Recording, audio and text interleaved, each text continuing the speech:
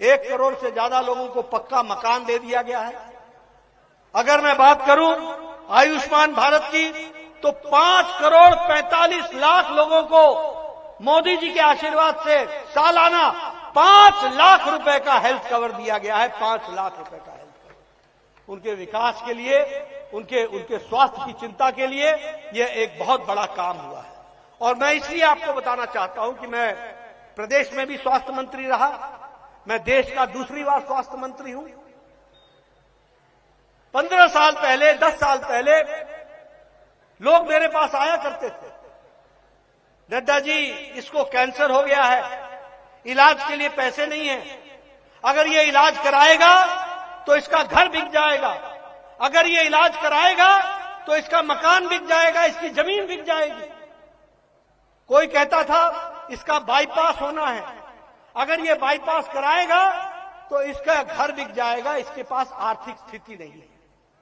और मैं ये भी जानता हूं कि ऐसे कई बुजुर्ग थे जो ये कहा करते थे कि हमारी उम्र तो हमारे को रहे, नौजवानों को आगे बढ़ना है, इसलिए बच्चों पर पैसा खर्च करो, मेरे इलाज की चिंता छोड़ दो, हमने जी लिया जितना जीना है, और भगवान भरोसे हुए अपने आप को छोड़ देते थे।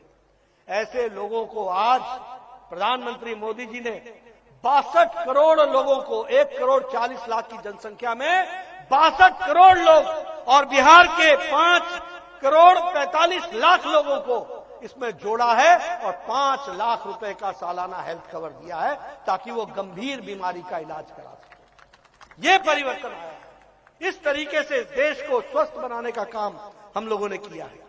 आज 1 करोड़ 16 लाख लोगों को हर घर नल बिहार में पहुंचा दिया गया है। उसी तरीके से किसान सम्मान निधि में 46 लाख किसानों को हर तीसरे महीने मोदी जी का 2-2 हजार उनके बैंक के अकाउंट में आ रहा है, ताकि किसान आत्मनिर्भर होकर के खड़ा हो, अपनी छोटी रोजमर्रा की खेती की चीजों को खरीद सके और उससे वो काम चला सके, बीज ले सके, फर्टिलाइजर ले सके, खाद ले सके, इसकी व्यवस्था की जा रही है। उज्ज्वला योजना के तहत 1 करोड़ 16 लाख बहनों को गैस पहुंचाने का काम किया है और गैस का सिलेंडर दिया है। और इसी तरीके से विकास के काम को आगे बढ़ाने का काम जो आज हो रहा है वो हम सबके सामने है। मित्रों, मैं लखविंदर जी के बारे में एक बात बताना चाहता हूं। ये एक ऐसे प्राणी हैं जिन्होंने न घर देखा, न सुबह देखा, न शाम देखा, इन्होंने देखा तो सिर्फ फतेहपुर की जनता को देखा है। इस बात को हमको समझना चाहिए। इन्होंने स्वास्थ्य के क्षेत्र में, बिजली के क्षेत्र में मैंने जानकारी हासिल की। आज से 12-15 साल पहले, 15-20 साल पहले आपके यहां बिजली आती नहीं थी, जनरेटर पर काम चलता था। मैं ठीक बोल रहा हूं कि नहीं? मैं सही बोल रहा हूं कि नहीं? मोबाइल को चार्ज कराने के लिए भी जनरेटर वाले के पास जाना पड़ता था और 10-10, 15-15 रुपए देने पड़ते थे, तब जाके मोबाइल चार्ज होता था। ये दिन देखा है कि नहीं देखा है आपने? मैं सच बोल रहा हूं कि नहीं बोल रहा हूं? आज आपके यहां 22-22 घंटे, 23-23 घंटे बिजली रहती है। यह परिवर्तन हमको समझना चाहिए। गांव में सड़कों का जाल बिछाया जा रहा है, जहां पगडंडी होती थी वहां सड़क बन रही है। प्रधानमंत्री ग्रामीण सड़क योजना, प्रधानमंत्री ग्रामीण सड़क के साथ साथ highway, national highway, state highway ये बन रहे हैं। 6 पुल गंगा पर बन रहे हैं और तैयार हुए हैं, जो गंगा को की पाट को पूरा करके उसको लोगों को राहत देने का काम चल रहा है। इसलिए विकास की एक नई कहानी लिखी गई है जिसको हमको ध्यान में रखना चाहिए। लेकिन मित्रों, ये मैंने अपना किरदार, अपनी पार्टी का किरदार, अपने एनडीए का किरदार तो आपको बता दिया। लेकिन आपसे मैं पूछना चाहता हूं कि आपने वो जंगल राज आपको याद जरूर रखना होगा। मैं जंगल राज की बात इसलिए आपको कहता हूं कि देखो, एक बात याद रखो, अगर पूर्णमासी का आनंद लेना हो तो अमावस्या की अंधेरी रात हमेशा याद रखो। अगर अमावस्या की अंधेरी रात याद होगी तो पूर्णमासी तुमको हमेशा अच्छी लगेगी। अगर तुम अंधकार समय को नहीं याद रखोगे तो आज ये जो उजाला आया है इसकी कीमत तुम नहीं समझोगे।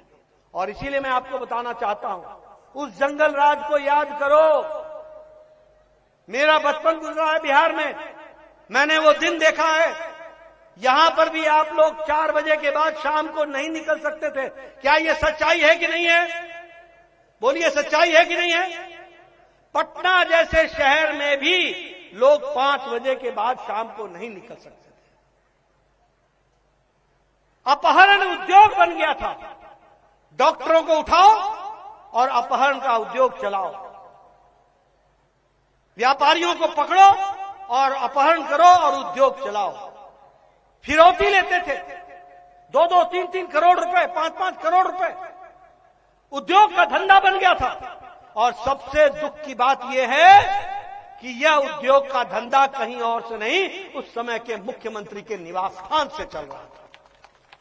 मेरा गंभीर आरोप है, फिरौतियों के समझौते होते थे, फिरौतियों के समझौते हुआ करते थे मुख्यमंत्री निवास में। यह स्थिति लाकर के खड़ी की थी। विश्वास आईएएस ऑफिसर की पत्नी के साथ जो दुष्कर्म हुआ, और दुष्कर्म में जो लोग थे वो छूट गए, वो बच गए, ये जंगल राज का नमूना था। एक आईएएस ऑफिसर, दलित आईएएस ऑफिसर, उसको जिंदा मार दिया गया, वो भी हमने दिन देखा है। और ये लालू यादव क्या बोलता था? लालू यादव बोलते थे कि अगर सड़क बन जाएगा तो पुलिस आ जाएगी और तुमको धर पकड़ करेगी। ये आर्गुमेंट होता था। आज ये पलायन की बात कर रहे हैं। मैं याद दिलाना चाहता हूं, लालू यादव बोलते थे कि हमारा बिहार का आदमी अंगोछा पहन के जाता है और टाई सूट पहन करके लौटता है। ये पलायन को इस तरीके से देखते थे और आज ये पलायन की बात करते हैं। आज जिस तरीके से अगर बिहार के लोग दुनिया में काम कर रहे हैं, तो प्रधानमंत्री मोदी जी ने इस छठ के और दीपावली के अवसर पर 12,000 स्पेशल ट्रेन लगाकर उनको छठ और दीपावली में घर पहुंचाने का काम किया है। इसको आपको याद रखना चाहिए। उनको घर पहुंचाने का काम किया ताकि वो अपने परिवार के साथ सूरज भगवान का अर्घ दे सके, दीपावली मना सके। ये बिहार को मुख्य धारा में लाने का काम किया। हाईवे, नेशनल हाईवे, एक्सप्रेसवे, हर तरीके से विकास के काम को जहां हम लोगों ने तरजीह दी है, वहीं हम इस तरीके से इस काम को आगे बढ़ा रहे हैं। और कांग्रेस पार्टी के बारे में बोलना चाहता हूं। कांग्रेस पार्टी ने हमेशा बिहार के बारे में गलत शब्द बोले। तेलंगाना का मुख्यमंत्री है रेवंत रेड्डी, कांग्रेस का, वो बोलता है कि बिहार के डीएनए से तेलंगाना का डीएनए, लोगों का डीएनए अच्छा है। आप बताइए, ये सुनने के लिए बैठे हुए हैं क्या? ये कांग्रेस पार्टी के लोग आएंगे तो इनसे पूछोगे कि नहीं पूछोगे? ये चन्नी बोलता है कि बिहार के भैये आकर के हमारे पंजाब में वो गड़बड़ी कर रहे हैं। ये राज ठाकरे बोलता है कि ये जो बलात्कारी है ये बिहारी है। आप बोलिए, ऐसी बात हम सुन सकते हैं क्या? ऐसी बात हम सुन सकते हैं? ऐसे लोगों को मुंह तोड़ जवाब देने का तरीका एक ही है कि 6 तारीख को पातेपुर में कमल के फूल पर मोहर लगा करके आप लखिंदर जी को चुनाव जिताएं। मित्रों, मैं एक बात और बोलना चाहता हूं। आज ये तेजस्वी और लालू यादव आज विकास की बातें कर रहे हैं। इनसे पूछो कि तुम्हारे राज में, तुम्हारी माता की राज में, तेजस्वी की माता जी के राज में और लालू जी के राज में, तेजस्वी के पिताजी के राज में किस तरीके का अंधकार था, किस तरीके के गुंडा राज था और किस तरीके से कानून व्यवस्था ठप थी।